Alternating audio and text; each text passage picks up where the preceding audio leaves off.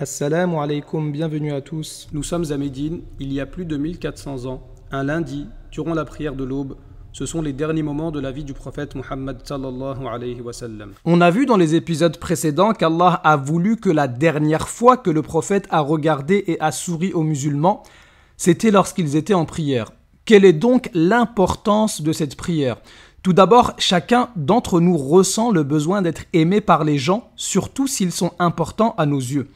Mais sache que si tu aimes et accomplis la prière, tu seras aimé non pas par les gens, mais par le Seigneur des gens. Car comme on l'a vu, la prière c'est la chose la plus aimée par Allah et par son messager.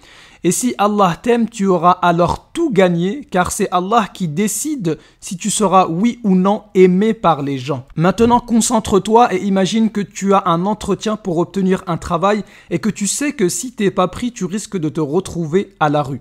Seras-tu négligent sans te préparer pour cet entretien ? Iras-tu en retard ou à l'heure que tu veux ou pire encore, seras-tu absent pour ce rendez-vous ?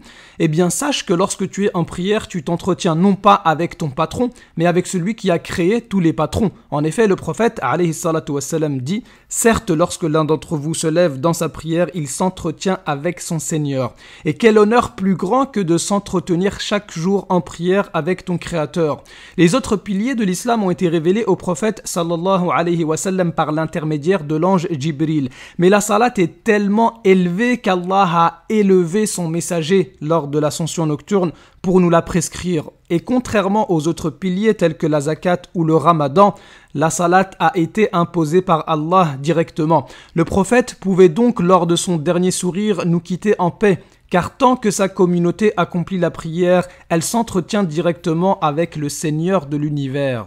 Chaque musulman croit au jour de la résurrection.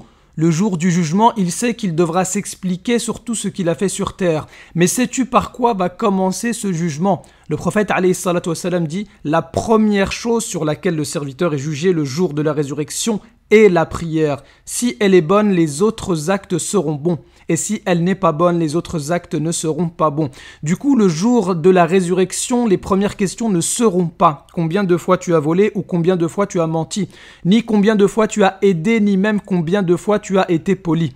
Ainsi, Allah a voulu que la dernière fois que le prophète nous regarda concerne la première chose par laquelle le jugement commencera. La prière, c'est donc la base des adorations. Et si tu te concentres à faire des bonnes actions sans faire la prière, tu fais un gros hors-sujet. Dépêche-toi donc de te rattraper avant qu'il ne soit trop tard. Et pour te prouver qu'il faut te concentrer sur la prière avant les autres bonnes actions, il suffit de la comparer aux autres piliers de l'islam. Par exemple, la zakat, c'est obligatoire tous les ans. Le ramadan, c'est aussi obligatoire tous les ans. Mais la salat, c'est obligatoire 5 fois par jour. En fait, la salat, c'est comme l'eau, tu en as besoin tout le temps. Qu'il fasse froid ou chaud, tu as besoin d'eau. Que tu fasses du sport ou non, tu as besoin d'eau. Que tu sois malade ou en bonne santé, tu as besoin d'eau.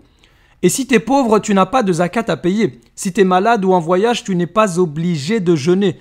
Par contre, la prière, c'est obligatoire 5 fois par jour pour tout le monde. Si tu es en voyage, tu dois quand même prier. Si tu es pauvre, tu dois quand même prier. Et si tu es malade, tu dois quand même prier. La salat est tellement importante qu'Allah nous en parle tout le temps dans le Coran.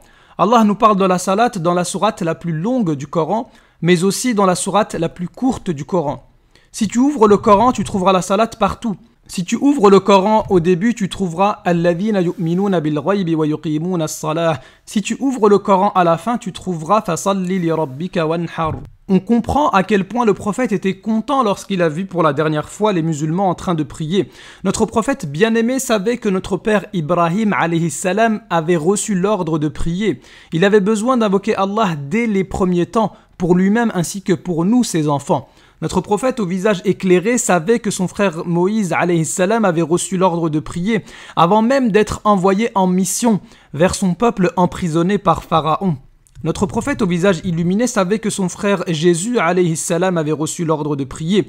Il devait accomplir la salat tout le long de son vivant, dès son enfance avant même d'être bon envers sa maman. La salat, c'est donc le droit du Créateur qui passe avant celui des créatures. C'est donc un acte d'adoration plus important que le bon comportement. Car Allah, c'est celui qui nous a tous créés ainsi que nos parents. Pour terminer, terminons par les dernières paroles du prophète alayhi salatu wassalam avant de nous quitter. Ces dernières recommandations étaient as-salah, as-salah. Et la dernière fois qu'Allah parle de la prière dans le Coran, ça concerne le prophète alayhi salatu wassalam. C'est la sourate numéro 108, Allah azza wa jal dit Inna a'taynaka al-kawthar. Nous t'avons certes accordé l'abondance. Et juste après, Allah lui dit Fasalli li rabbika wanhar. Accomplis la salat pour ton Seigneur et sacrifie. Al-Kawthar, traduit par l'abondance, concerne les bienfaits qu'Allah a accordés à son messager. Et parmi ces bienfaits, il y a un bassin qu'Allah lui a donné pour le jour de la résurrection. Le prophète alayhi salatu wassalam a dit « Mon bassin s'étend sur une distance d'1 mois. Son eau est plus blanche que le lait, son odeur est plus parfumée que le musc, ses récipients sont comme les étoiles du ciel. Celui qui boira de mon bassin n'aura plus jamais soif. » Le jour du jugement, tout le monde aura soif. Et si tu veux de l'eau de là, c'est 5 prières que tu dois faire. Remarque avec moi que celui qui a fait du prophète le propriétaire du bassin lui a ordonné juste après d'accomplir la prière. À combien plus forte raison celui qui espère être un visiteur du bassin devra lui aussi accomplir la prière. La dernière fois que le prophète a vu sa communauté, elle était en train d'accomplir la prière du matin.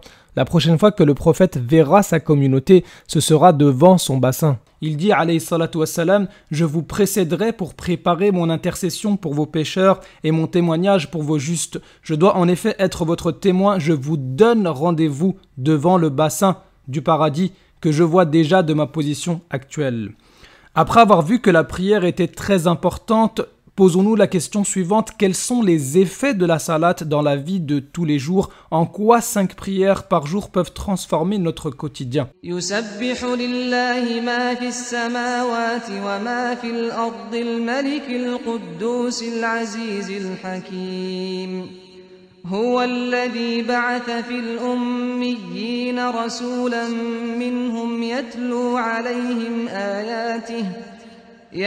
عليهم آياته ويزكيهم ويعلمهم الكتاب والحكمة وإن كانوا من قبل لفي ضلال مبين وآخرين منهم لما يلحقوا بهم وهو العزيز الحكيم ذلك فضل الله يؤتيه من يشاء والله ذو الفضل العظيم